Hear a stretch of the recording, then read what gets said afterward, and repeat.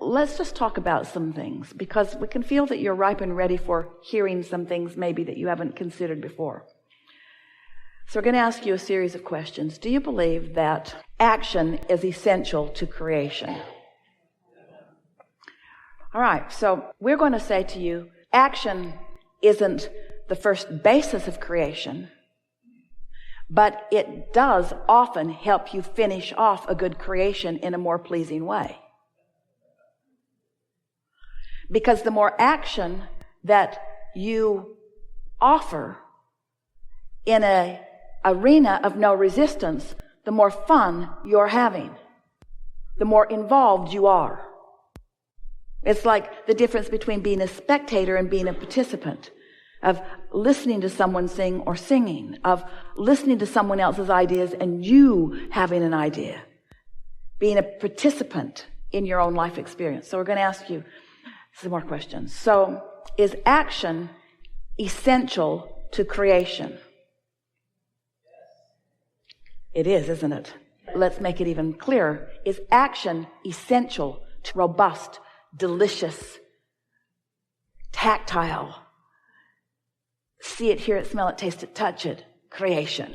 Yes. Emphatically, yes. What happens if you try to jump into action before you're in alignment? It doesn't work, does it? So it isn't whether action is good or not. It's when the action is best. Yes? So is action better when there's a strong need? Or is action better when there's a strong desire? And by strong, do we mean painful or big? Can you feel the difference between a desire that is life-giving and exhilarating and a desire that is... We said to someone one day, we wanted to get them to talk about what they wanted, and we listed a few things to try to prime the pump. And she said, I've already got that, I don't want that. I've already got that, I don't want that. And it was clear that she was associating desire with that feeling of not having. We're talking about feeling of pure desire being the feeling of anticipation, of knowing for sure that you can have this thing and you just figured out that you want it. That's that fresh desire. Do you remember that? We're asking you to go back a ways. Do you remember being a kid and wanting something and not trampling it to death with your belief that you couldn't have it? Do you remember those fresh desires? That's what we're talking about getting back to.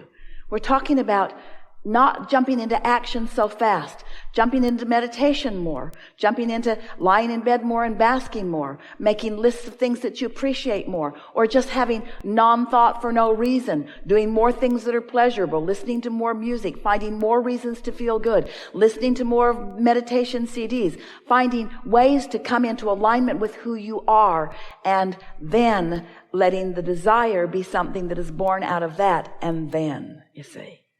So here's some things that you could say to friends who are saying, what do you want?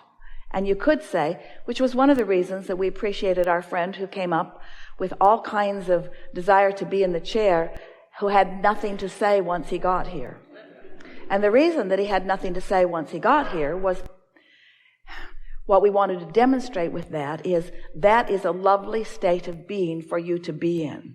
Because often when you've got an active desire, you are not in the receiving mode. It's like the question is a different vibration than the answer, and the problem is a different vibration than the solution. And sometimes when you continue to ask the question and ask the question and ask the question, or solve the problem or solve the problem or solve the problem or solve the problem, you hold yourself out of the receiving mode. And so then how does that feel? That's what we want to call your attention to. How does that feel? So if someone says to you, what do you want? And it might be somebody that you've expressed many things that you want, so they know that there are these things that you've been asking for, and they also know that you don't have them yet, and they're asking you, how's that coming? How's that coming? How's that coming? What would you think when someone says, what do you want, of giving them the answer, sort of like our friend gave us earlier?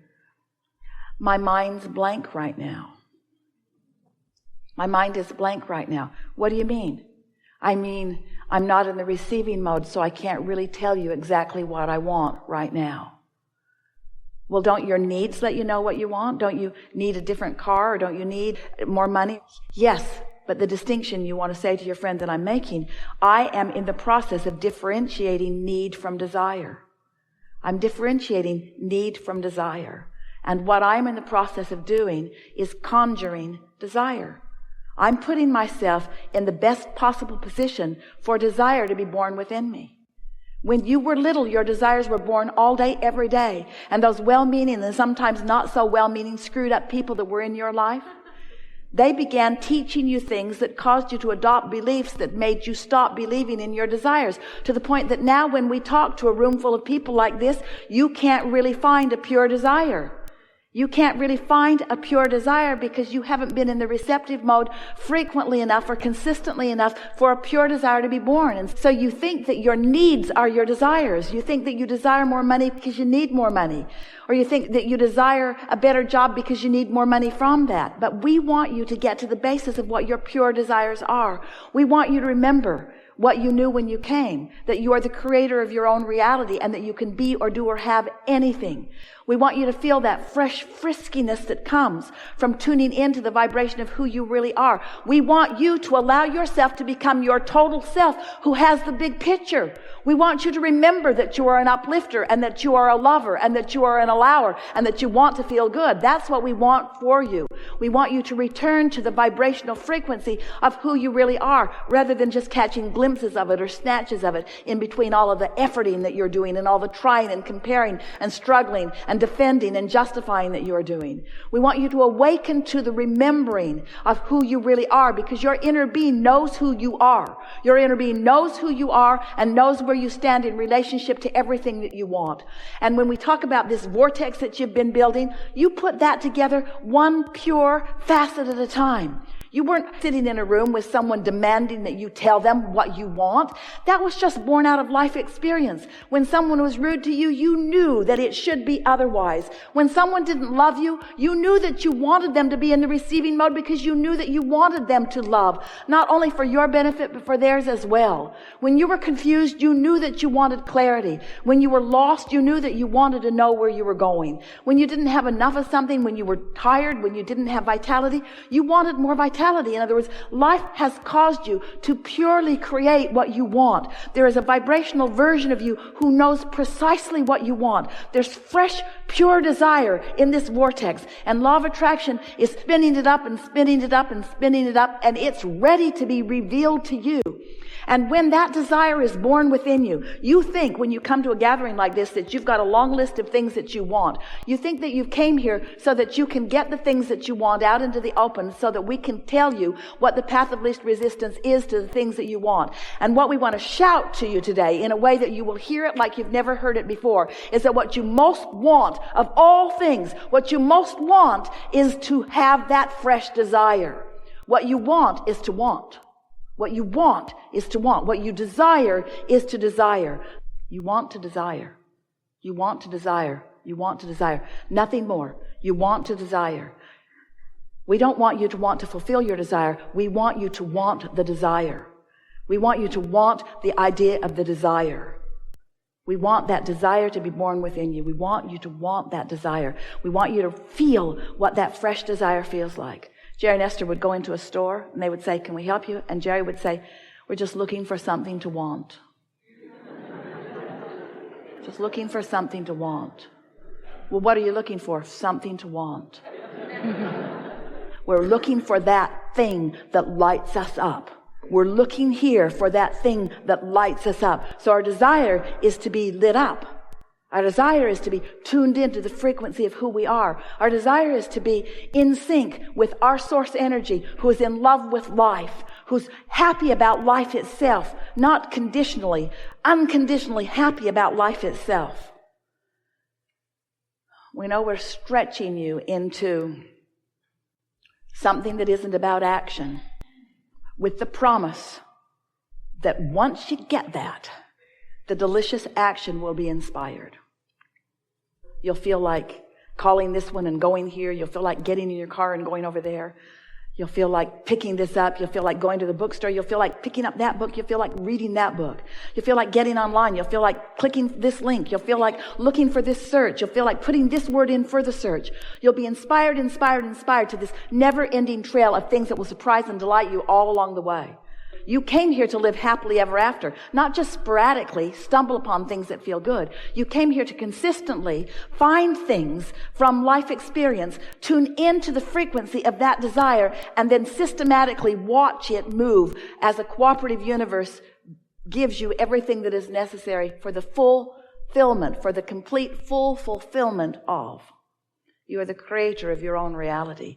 And it's the creating of your own reality that is the juice of life, not the stuff that you create when you create your own reality. It's being the creator. It's the act of creation. It's the being of creativeness, not the object of attention that you create. The objects of attention that you create are only the excuse you have for creating. It's only the excuse you have for flowing. It's only the excuse you have for tapping in. It's only the excuse you have for being in the flow of that, you see. We have enjoyed you.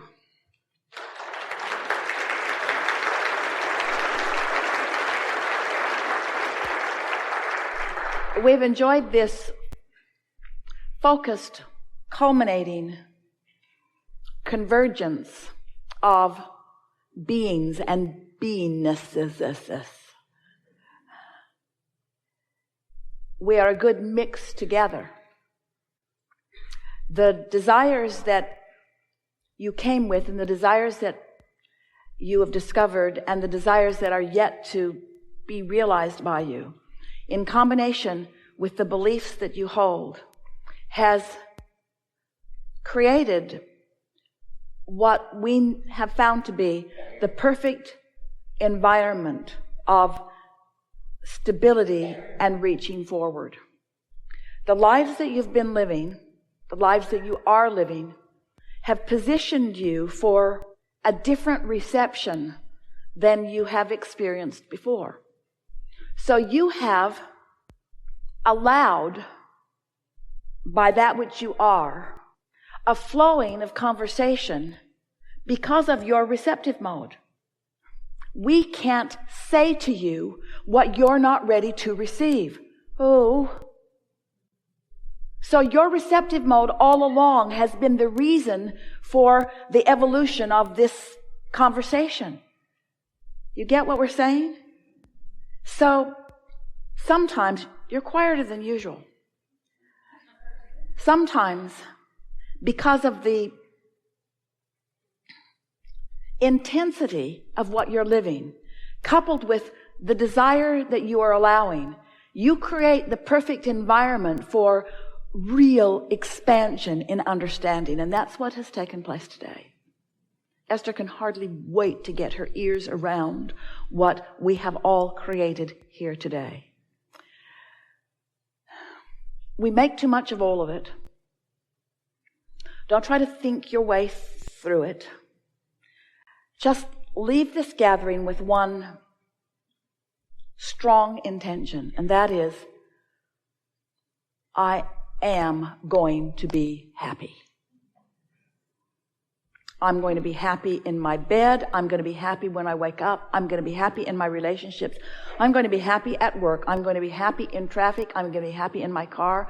I'm going to be happy in my current financial situation. I'm going to be happy in my oncoming financial situation. I am happy. I am a happy being with the potential of being happier still. I am happy.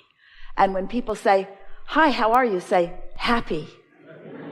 I'm happy. I'm happy. Because what that means is, I'm not only satisfied with what is, which will serve you so well, but I'm eager for what's coming, which will serve you so well. Ongoing, creative, genius, greedy beings that you are. There is great love here for you. And as always, we remain in the vortex.